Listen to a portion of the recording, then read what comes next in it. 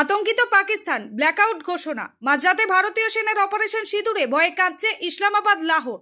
ভারতীয় সেনাবাহিনীর একটি আকস্মিক অভিযানকে কেন্দ্র করে তীব্র চাঞ্চল্য ছড়িয়েছে পাকিস্তানে। স্থানীয় সূত্রে খবর, গতকাল গভীর রাতে ভারতীয় সেনারা অপারেশন সিঁদুর নামে একটি বিশেষ অভিযান চালায়, যা পাকিস্তানের অভ্যন্তরে গভীর আতঙ্ক সৃষ্টি করে।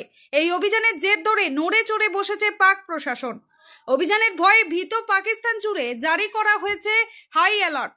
পরিস্থিতি এতটাই উদ্বেগজনক যে পাক সরকার সন্ধ্যা 7টা থেকে ভোর 5টা পর্যন্ত ইসলামাবাদ ও লাহোর সহ প্রায় গোটা দেশে ব্ল্যাকআউট ঘোষণা করেছে।